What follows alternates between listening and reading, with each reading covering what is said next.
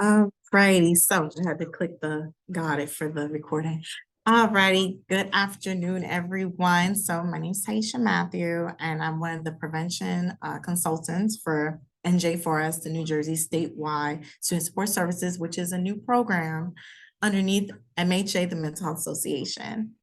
I have my colleague with me, Nairobi. There she is. So a little bit about what we're going to be doing this afternoon is a brief talk about mind, body, community with the nutrition and mental health focus combined. Because we have to keep in mind that mental health affects every other aspect, just like nutrition. So we want to dive in. We do have some activities toward the end, so hopefully we can make it through just to keep a little bit more engagement. But without further ado, let's begin. So that said, let me share screen. Okay, let's see.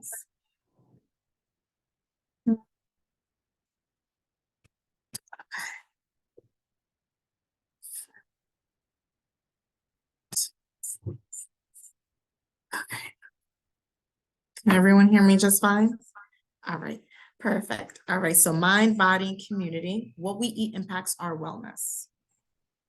So again, we're at NJ4S, Student Statewide Support Services. We do community prevention education, prevention programming, so evidence-based programs in the schools, brief counseling. So we do have clinicians on staff able to provide some support, short-term support for the youth. And then if they need further extension, they are referred. So what's good health? Anybody want to drop it in the chat if they're able to? What's good health, or what do you consider to be good health? So good health, we have a few things. Some would say good health would be eating healthier. Some would say exercising more.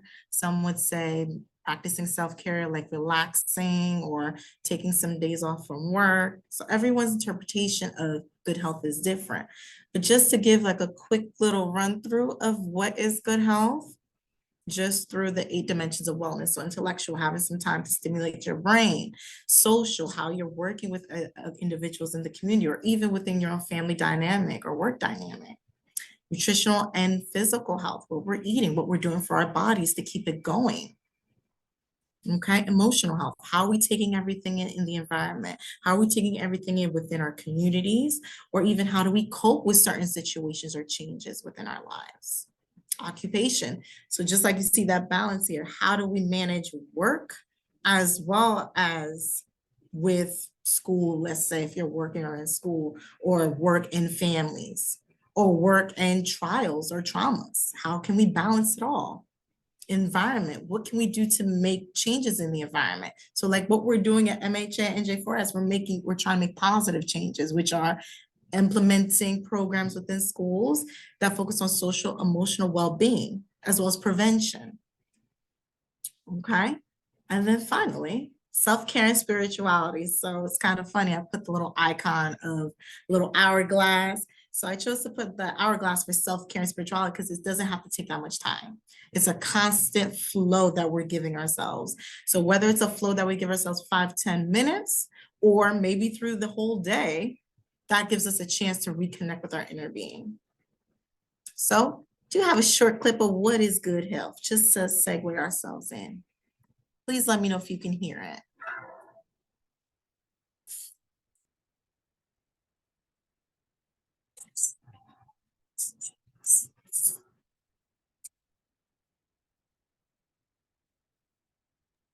The sound isn't playing.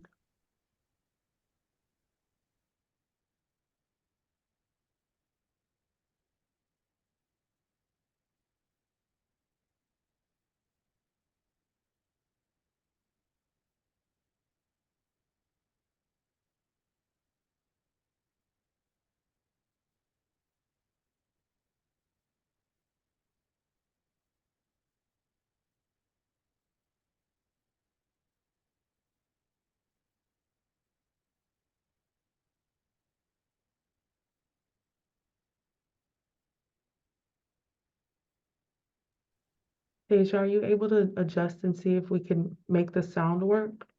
Oh, I'm sorry, I heard No, something. it's okay. It's not playing any sound. Oh, You can't hear it? No, not at all. There's nothing. Oh my goodness, my apologies. No worries. Volume was so high too. Okay. Let me see. How about now?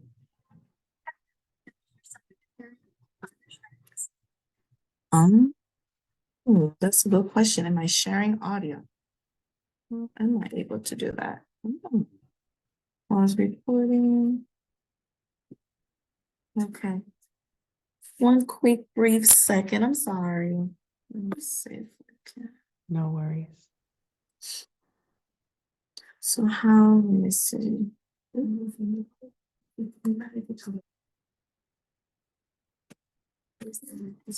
Can every, okay. I am so sorry for the tech issue. I really thought everything was connected through. So what I'm gonna do, I am gonna continue further, but just to give you a quick glimpse of what the video does briefly talk about in just in a minute and 30 seconds, simply goes into our daily eatings, what we're doing, walking the outside in the streets, getting some fresh air, getting that sunlight, but also what we're eating when we have a specific mood.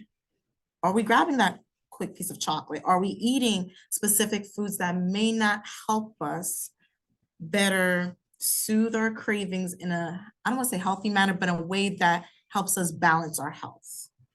So with that said, let me continue from here.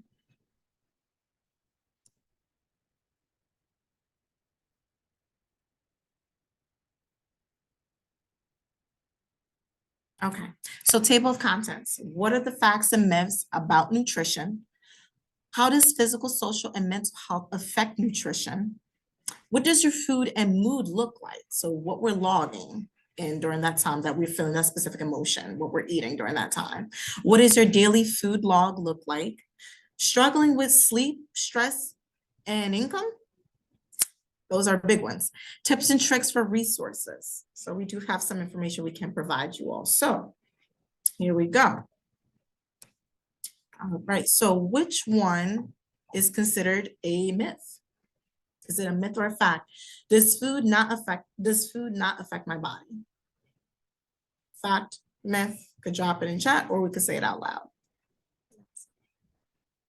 All right, so in this case, fact, food is fuel, allowing all the systems in the body to work together to allow you to thrive. So whatever is happening in the digestive system, where your stomach is, how all the food is being congested in, that affects how your mood can go. Maybe you might have a tummy ache, maybe you might feel bloating. Not eating, perhaps, can also affect your mood and also your body as well, because our body runs on fuel, which is what we're eating, what we're intaking to keep us going. All right, my physical health does not change when I eat whatever I want. Fact or a myth?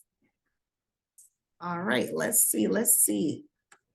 Fact, the body needs enough vitamins, minerals, and healthy fats in order to nourish all the organ systems to keep the body functioning. So there is the differences between saturated fat and unsaturated fats, like the different types of foods there.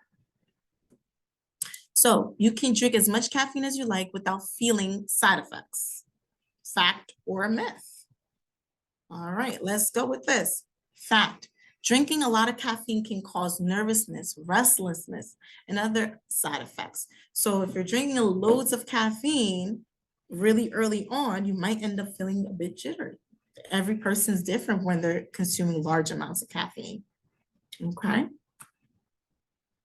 Myths and facts again. Teens are young, so they can manage with less than 4 hours of sleep. Fact or myth?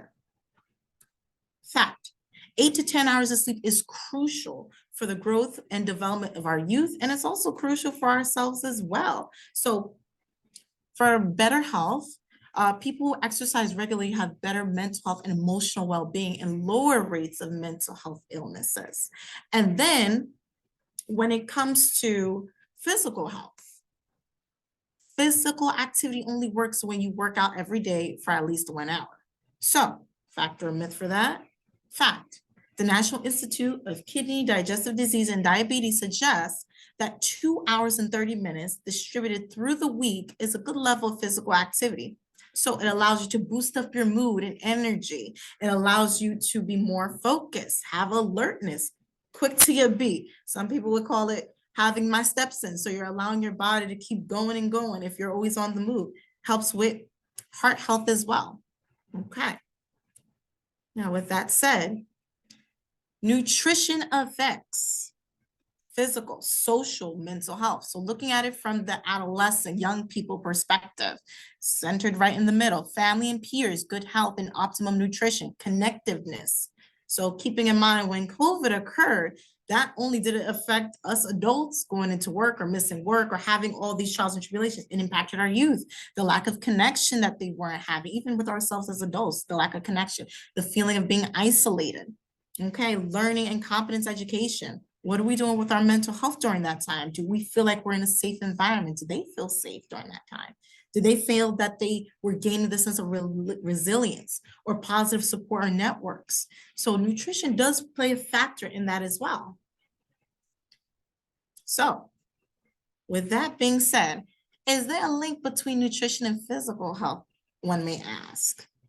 And so 1 in 5 youth between the ages of 12 and 19 are experiencing obesity, and lessen screen time per day to about 2 hours to allow more room being active is another form of what we can do to empower our physical health. And also trying our best to avoid eating very little or cutting out whole groups of food. So with that being said, so Dr. Scheichner mentioned that when we remove a specific food group, we are negatively affecting our emotional framework. We may have our mood swings, irritability. It's detrimental to how we deal with our mental scope, meaning how do we deal with everything else that we're in the environment for? Whether it's work, whether it's with family, whether it's even being in the community. When we're taking something out, it shifts. So just like the 8 dimensions of wellness, think of that one when you're removing a whole group or you're cutting something out. The 8 dimensions of wellness showed work, social, environmental, intellectual, all of our 8, finances, you name it. So if we remove one of those dimensions, we're affecting every other aspect of how we manage our wellness. So if one thing's being removed, it affects our wellness. So just like our youth, having access to daily breakfast decreases having to discipline, decreases in and out of school suspensions, decreases feelings of aggression, being angry or irritable, and increases psychosocial well-being, wanting to be in the classroom, wanting to engage. So poor nutrition indirectly impacts our youth performance, especially when they're in the class or you're doing an educational piece. So they might have headaches. So when they're going to the school nurse, they might think it's something else like jitters or anxiety when really they're having headaches, dizziness, stomach aches, maybe being absent for the day just because of the fact that perhaps they don't have that accessibility to breakfast. So can nutrition impact my performance? So as you can see here, we got our water, we have our soda. So with that, students who drink less soda and sugary drinks show an increase in their grades, while students who report drinking mostly sodas and sugary drinks show a decrease in high grade performance. So with that being said, keeping in mind, this is on average, this is what's being reported. That doesn't mean if you are, or if they are consuming sugary drinks, all their grades is going to be a standpoint, it's going to decrease, it's never going to go up. But this is just an average, where instead of having that sugary drink for that moment, maybe they could have a glass of water. Okay, and keeping in mind too, that 41% of high school students achieved A's just by what they reported, the differences in what they're consuming. Okay. Now, some ways poor nutrition can compromise mental and physical health may include feeling stressed, losing motivation to prepare meals, not having the desire to exercise, low moods, fatigue, cognitive impairment, and irritability. So feeling overwhelmed can be is a feeling that you're having. You could be feeling stressed about what's going on at work or what's going on personally with family. And so if you used to do a meal prep for the week, you might skip it. Or if you've been consistent with working out, maybe 30 minutes before you go to work or 30 minutes after you get off work, because of the shift of what's going on through your schedule, you end up not doing it. And then so everything else trickles in. So when one thing changes, everything else is implemented as well. One may also feel feelings of dejection, feeling despondent, not feeling like they want to do anything. Or some may say that they're having some symptoms of depression if it lingers. Okay. Cognitive impairment could be impairment of memory, not being able to remember some of the activities that you had planned for the week. Even if you have the schedule looked in front of you, you might actually forget. You're like, oh my goodness, it's already 10 minutes to do X, Y, and Z. And you're like, wow, I don't know if I have the time to do so. Okay. So that's something else to keep in mind. Like every little thing that we're doing affects something else. Just like we have our systems in the body, when one thing is not working or not working to its full efficiency or full to the way for us to keep thriving and striving in the world, then it's due to whatever that is, a shift, whether it's an emotional shift or a physical shift. So can sleep really become an issue? Yes. Sleep plays a vital role in your mental and physical well-being. Sleep helps promote healthy brain activity and maintain good overall health. And lack of high quality of sleep means your body has less time to recover during the night. So keep in mind this, losing up to 1 to 2 hours of sleep can affect your next day performance. So if you're used to going to bed, let's say, for example, consistently, it works well for you, you go to bed by 10 o'clock. And then now you're starting to go to bed around midnight, maybe close to 1 o'clock in the morning. But then you have a morning routine schedule and then you're rushing. So once you start to clock in to do work or clock in to go in school or however you're starting your new day, you start to feel sluggish. If you used to have maybe that 1 cup of coffee, you might feel like you might need to take 2. So that one change shifts everything else about your routine, and it doesn't allow you the opportunity to replenish yourself, to be having that full energy to start the new day, to bring in good ideas and have a fresh beat. So what are the challenges that occur with lack of sleep? So let me tell you. Some of the challenges include coping with changes, depression, suicidal thoughts. Now that's if it's considering lingering over and over. Decision-making, controlling emotions and behavior. Remember, this is part of the cognitive and psychosocial well-being. Risk-taking behaviors, ability to practice problem-solving skills. Those are things to keep in mind when you're losing that hours of sleep. So just for our youth, if we're focusing on one side, balance, if we're doing more than one on the other, we're losing something else. We don't have that sense of control. So because we might have those times when we're going on one side, all these crises or stressors or everyday things that are going on around our environment might impact us more than our daily routines. So some daily stressors may impact our nutrition can include. So we have our 3. We have acute, episodic, and chronic stressors. So what does that mean, Taisha? This is what it means. Acute is like something that just happened instantly without plan. So a car accident might be right in front of you and you're like, oh my goodness, it's backed up, you're gonna be late to work. You spilled your drink on your work laptop when you have a presentation. That's something else. Heated arguments, getting cut off on the road.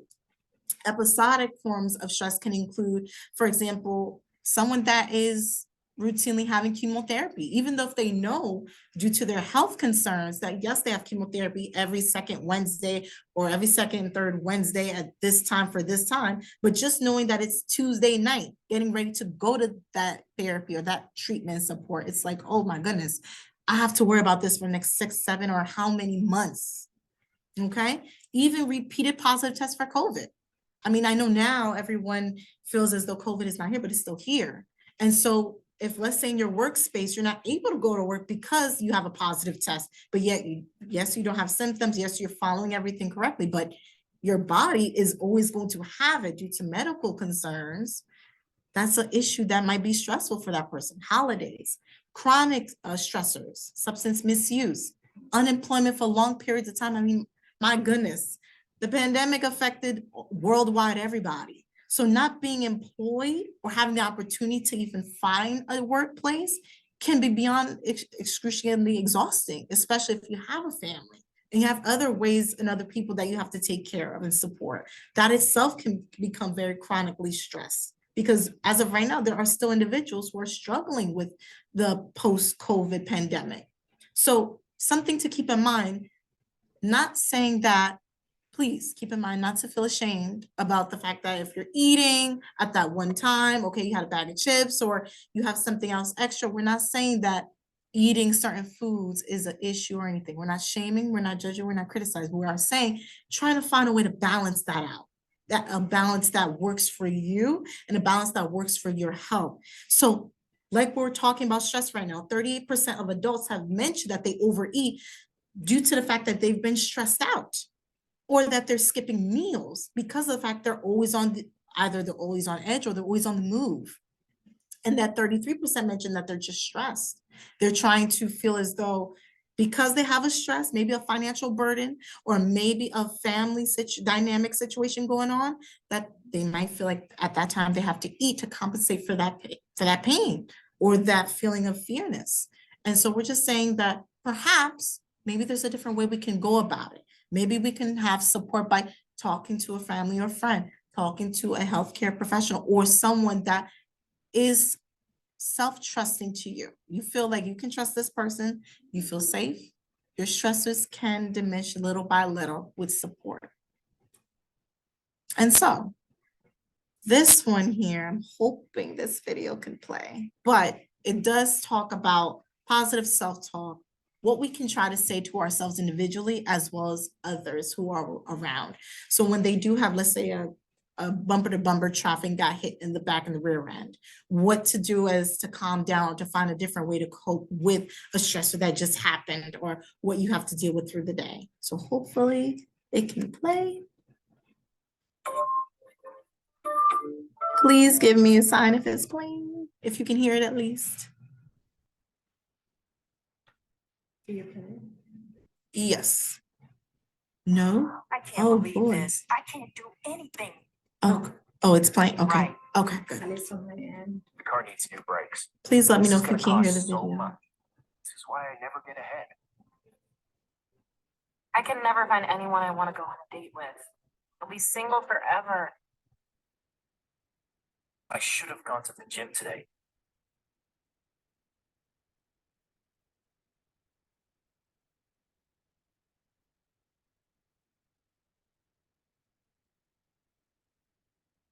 In our minds are called self-talk. These internal dialogues can shape your beliefs.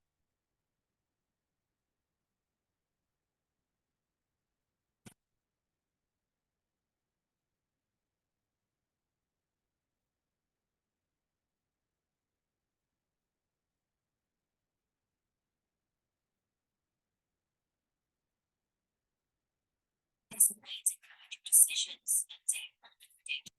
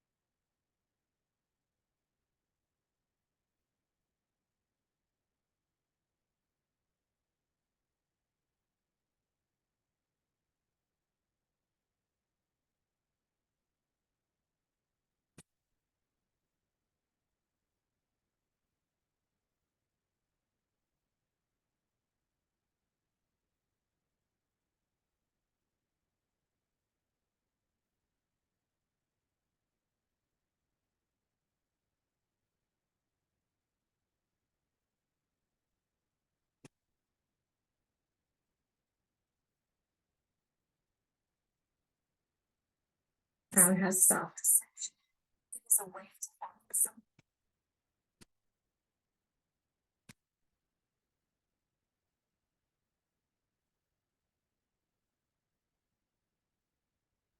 Do you want to move this out?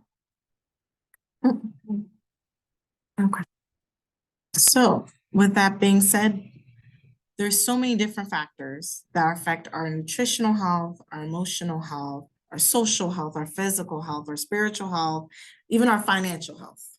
And when we talk about nutrition, sometimes it might get a little bit like walking on shells, like a little bit of nutrition, because barriers to better options, sometimes finances, or sometimes things out of our control might be one of the reasons why nutrition might be something that perhaps we struggle with. So 15 million people are, this is worldwide, okay, are very limited in their food options. So this is an example of food insecurity, not having access to food in general. So without having accessibility, that limits what the person can do to manage their health. If they're not eating, or if they don't feel as though they have a way to find a nutritional balance, other things start to impact their health. So individuals who reside in food deserts are left with eating from fast food restaurants, local convenience stores, and small neighborhood stores. So with that being said, the majority, about 1/3 of US adults are obese, and they are increasingly, there's an increase for type 2 diabetes and high blood pressure. So what's this being said here with food deserts? Food deserts, like you see a desert with a little tumbleweed blowing in the wind. Very spacious, far distances. So perhaps there might be food stores or grocery stores available, but they're probably like 30 miles out, 25 miles away. And with lack of transportation support, it might be difficult to make those travels. But having local convenience stores, small neighborhood stores, those are better options. The fast food, we're not saying the fast food is wrong. We're not saying it's unhealthy. We're saying based off your situation, what balances can you make if you're able to? So the convenience stores do have vegetables and things of that nature, or other sources of means to acquire you not to feel hungry for the day or hungry for the evening as a whole. So that's something to keep in mind too. With that being said, there has been an increase because of the pandemic. So unfortunately, the pandemic left a mark on all of us here. So about 150 million people, again, emphasizing worldwide, has had to deal with malnutrition or has been dealing with the struggles of worriness of what is the next meal. And so now we're able to find a way to find that balance between nutrition and our finances. Now, everyone's situation is different, but there is an opportunity for us to find a way to mitigate those troubles.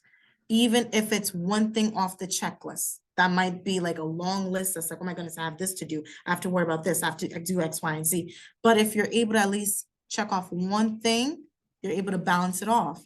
So just like you see here in this image, the cycle of poor mental health and finances. So mental health problems affect the money management skills. Oh my goodness, this bill's coming in, bills are piling up. How am I going to manage? I'm feeling overwhelmed, stressed. Your mental health is starting to be impacted. Now I have medications that I'm supposed to get, but I'm not able to afford. So let's find a way to balance it out. So go to local food pantries, go to farmers markets, attending food workshops that possibly provide waivers or discounts for grocery stores. Heck, if they're doing surveys, they usually give like little gift cards. Any way to make things work, let's do it, right? Downloading grocery store apps to get the latest coupons and discount prices. So even getting these type of ways to get around, it's like very accessible. I mean, goodness, if you have your phone ready, you're good to go. You're able to find different things that's accessible for you, and no one else needs to know. It's your best way to have your good health. It's your best way to have your mental health on point. Use what you have.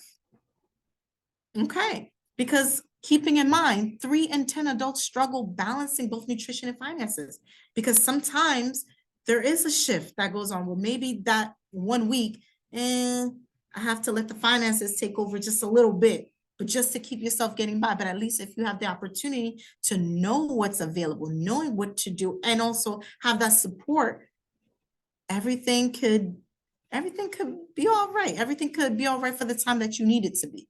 So healthy coping tips, mental health services if need be, developing a healthy shopping list or shopping list that works for you and trying to stick to it. It's one thing to start something, but to try to stick to it. Joining support groups. Avoiding eating in front of the television, which can be distracting and cause you to overeat. So if you're watching a series on Netflix, you might just be going and going and going. You're like, oh shoot, I'm already on episode 12. And then I'm like, oopsie. But if you have that chance while you're watching something that intrigues you, try to have something as a substitute. Maybe you could have, like, instead of that sodary drink or sugary drink, maybe you could have some water on the side. Balance out what you've been doing, because what you've been doing doesn't mean that it's wrong or it's deadly. It just means you just need to balance, figuring out what works for you. Okay? Avoid shopping while hungry can lead to impulse purchases. So this is another form of how to cope with changes, adapting. If you hear something that was very acute meaning very sharp, very quick, you heard something happened at work, or someone's not doing well in the family, and you start to, instead of having the opportunity to cope with your feelings or with the situation, you go and do something that's a high risk behavior. Impulse shopping is a form of high risk because you might end up putting yourself in debt, or you might end up putting yourself in a situation where your mental health starts to impede even more, like they have more issues, and then you end up having to be having a mental health illness now, where it's out of your control at that immediate time. So with all those troubles or challenges, tips and tricks for caregivers. So what can we do as caregivers, or what can we do with families as support? So avoid labeling meals good or bad. Model healthy eating. So do as I say, not as I do. But in this case, let's reverse it. Try your best to do what I'm doing. If I'm trying my best to make a list or a log, try to model that with me, or I'll show you how to make those healthy habits, turning them into positive, including your child or youth in food, shopping, and preparing meals. Other things that can be done is participating in relief stress. So gardening, even walking outside in the morning really quickly before they go to school or before you head out to work, reading, or even a family recipe. If you're able to make a little substitute here and there, why not give that a chance? So another tip or trick that we can do is this. My food and beverage diary. So really small here, but from Monday through Saturday, we have like breakfast, snack, lunch, dinner, and a snack again. You could quickly just write it off, what you had for the day. All right, I didn't have breakfast, but I had this for lunch. I didn't have this for dinner, but I had this for a snack. You start to monitor what you've been doing for that day. And then you start to figure out a little bit what's been going on. So a tracker of identifying your food trigger, what's been going on where you didn't have that breakfast, or maybe you had so much during dinner. What was the trigger? What was something that shifted in that day? So right here, choose your mood. So you have your moods here: angry, anxious, bored, excited, focused, happy, overwhelmed, relaxed, or even sad. So now you're considering to think about, what were you feeling during the time that you were eating? Perhaps who were you with when you were eating, or where were you? So we have the rates here from 1 being you were so hungry you'll eat anything because you're starting to feel dizzy, crabby, headaches. Like we mentioned earlier, for students, if they have breakfast every day, every morning, they start to decrease irritability. It also affects us as adults, that being 1 being the lowest, high being 10. You are painfully full and you may feel even sick if you overate perhaps. And then we have from 2 to 9, the in-betweeners. So this might be a little small, so I'll quickly read it for you all. So for the day, let's say for today's date, the 18th, you had breakfast at 7:30. What did you have for breakfast? Okay, what'd you have for breakfast? And was it skim milk, almond milk? Maybe at 12 o'clock, I had some for lunch. I had quinoa and salmon. Or maybe I had some salmon and some lettuce and tomatoes and some broccoli. All right, but look at, where did you eat it? Was it at a restaurant? Was it microwaved at work? Did you have coworkers with you? Were you eating alone? Were you feeling upset? Were you disappointed? Did you hear some news that made you feel uncomfortable? What was your level of hunger? Were you at a 3? Were you at a 5? So those are some things to keep in mind with ourselves about what we're feeling when we're eating. Because if you're feeling crabby or annoyed or irritable, you're not going to want to sit down and make meal preps. You're not going to want to feel motivated to go to the gym that you've been paying that membership for. You're not going to feel as though that you feel empowered because now you're like, I'm stuck or I don't know what to do. And then now other mental health illness symptoms start to creep in little by little without you even realizing it. Now, we do have resources here. Some include the Interfaith Food Pantry, Teen Connect for our teens who may be on right now or may read or watch our video later, because if you do need support, we do have it. We have crisis lines here. We have the Trevor LGBTQ Lifeline support. We also have the Chester MedHem Food Pantry. So any supports that you need, we have it here and more. Now, very quickly, I do have this little activity called the Asset Limited Income Constrained Employed Stimulation. So asset, keeping in mind, how do we manage? How can we handle what we're dealing with on a day-to-day basis? So let me quickly move this here and alrighty. So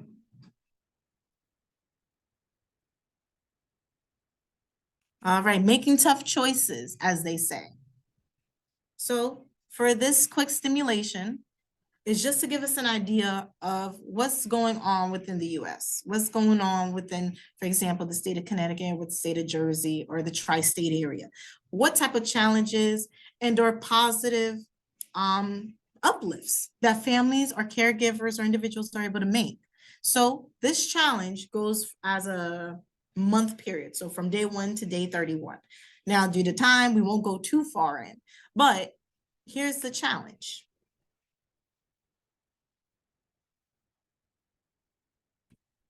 Oh, are you able to see the challenge now? Sorry, with tech issues. I think you have to Let me stop that see. share. Ah, let me stop share very quickly so I can go back in. Okay.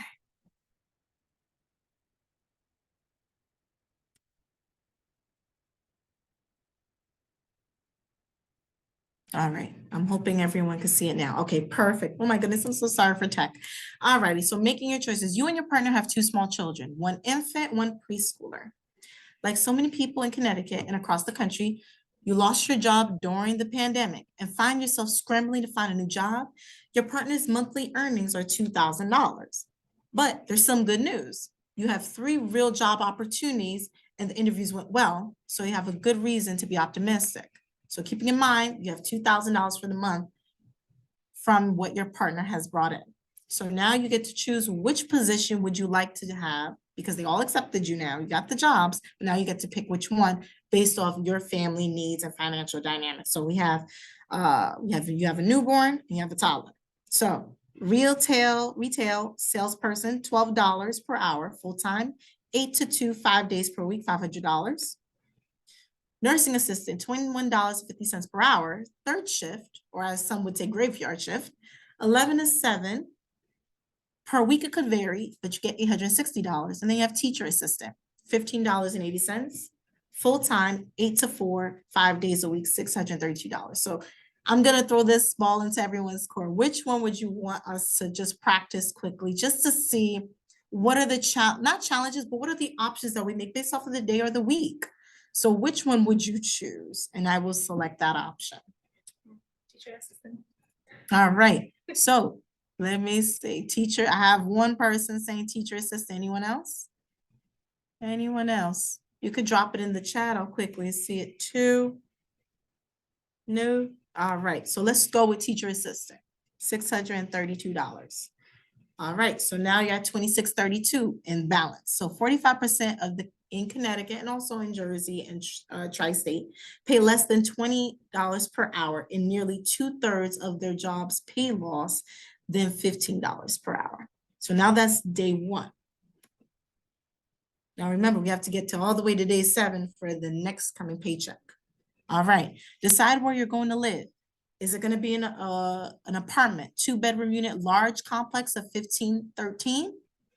Single family home ownership, small house with 3 bedrooms. Remember, you have your partner and your 2 children. 1310? Or is it gonna be in a 2-bedroom unit in an old house for $850? So based off of how much your balance is, $26, not $26, 2632, so $2,632. So which one would you select for you to have some money left over? So drop it in the chat. Which ones would you select? Okay, so an apartment, I have The one. apartment rental, Oh, which one? apartment rental. Which These, one? that one, the A50. 850, let's take the 850 for you. So you're dropped down to 1782. So honest households are often forced to spend more than 30% of their income on rent and or mortgage and utility costs, which makes it tough choices on often foregoing basic necessities such as food, medicine, and sometimes heat in some cases. Okay. So now we got childcare coming up here.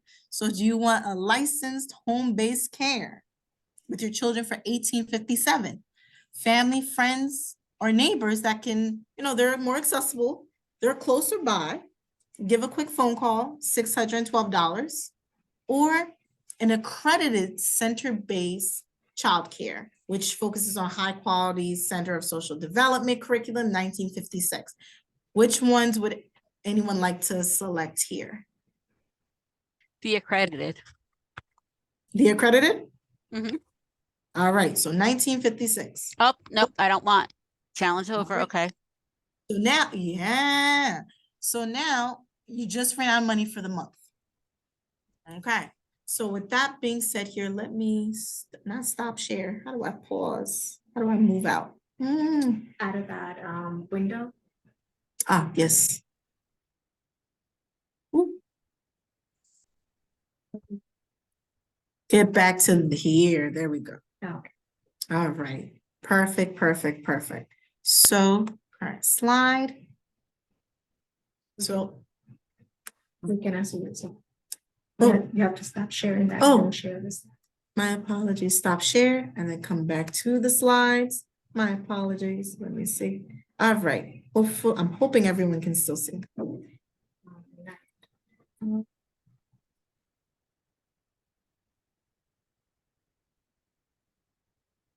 Share here and okay. Yeah, no. Thank goodness. I'm glad everyone's on board here. Okay. So let's see here. Okay. So for thanks, and so this is my next question, or not necessarily a question, but for stop share.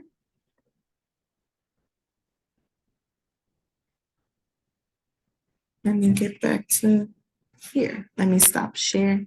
All right. So with this brief presentation here, I'm actually glad that one of the choices kind of canceled us on day 2. The reason why I'm happy about it is because at times we're making these tough decisions and we don't know if that tough decision was good at that moment or if it's going to impact the next couple of days in the week, let alone 2 weeks or let alone for the month. And so maybe perhaps you made that decision, okay, that's for cash, and then you have the opportunity to use your credit card for something else. So there's always a financial support that a family may have, or an individual may have that credibility to use. But let's say if you didn't, so then there's that balance. That one or that one. Yes, it's The usually next one over. Oh, I'm sorry. No, it's not. The door just closed. Oh, okay, I'm sorry. Yeah, so what I meant was at times we're thinking about this or that, like you mentioned, Teresa. It might be, okay, today I may have to take the bus instead of taking the car because the car's been in the shop and it's gonna have to stay in the shop for maybe for the next month until I can gather in my finances for it. Or maybe it might need to stay in the shop for 2 months or 3 months. And so this is just the opportunity for us to come together and discuss the fact that nutrition impacts every other aspect of how we live our lives daily. How we think, how we're feeling, how we communicate, how we stay focused, how we're performing, how we interact with other people. It does affect us in some way. It might affect some minimally and it might affect some largely. It depends your personal situation. So with that said, does anybody have any questions, concerns, or thoughts they want to put out about, aside from the tech issues that we did have, but any thoughts that you want to put out about what can happen when some of these things happen, like meaning something's being removed in our health dimensions of wellness? So, does anyone